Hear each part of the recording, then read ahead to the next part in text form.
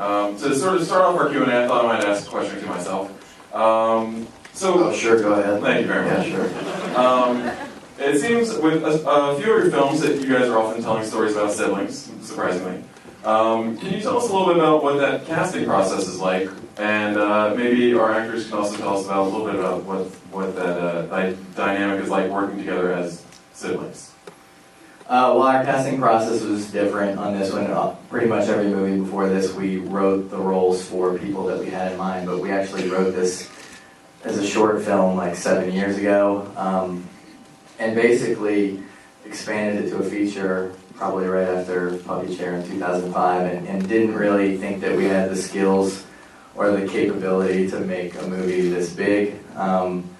But Jason Reitman eventually convinced us of that several years later and helped us do it. And you know, doing Jason, Mark, and I, we kind of had our hearts set on these guys, and it's, you know, seeing the movie, it's kind of impossible to imagine it without them now. But I'll pass it on to them. Well, when these guys wrote the script, I didn't even know them, so I don't have a lot of insight into that. I'll pass it on to you. Well, the second question was, what is it like to working together? Yes. Right? As siblings, yeah, playing the role of siblings. Oh, okay. Well, I am a sibling. I have an older brother and an older sister. Jason is my fictional sibling, but we bonded in New Orleans. I won't tell you how. It's but no, and these guys, of course, are an inspiration just to watch the way that they work together. We made fun of them all the time because they're never, there's no conflict. And that's the only way in which I actually question their brotherhood. They're not constantly fighting. But yeah, their relationship is kind of an inspiration too.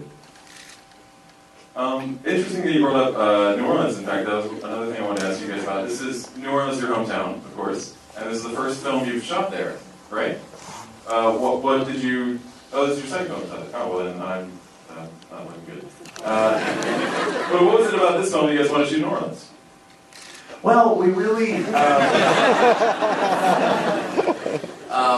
we have awesome tax breaks there, and we could stay at our parents' house, which was really cool, which we did. Also, the film is set in Baton Rouge, and we always liked the idea that this sort of magical story would be happening in the most boring of places. Like Baton Rouge is kind of the land of two-story brown buildings, basically, and you know, when we started thinking about this movie, we're like, you know, Jeff should be this guy who basically is able to find grand mystery in like a package of donuts, basically. You know, he's that guy, and so that made sense to us. And we also like the idea that these characters are living 60 miles away from a really exciting city like New Orleans, which is, you know, not to be too heady, but kind of where they're at. They're kind of stuck, you know, just outside of something great. They need to break out a little bit.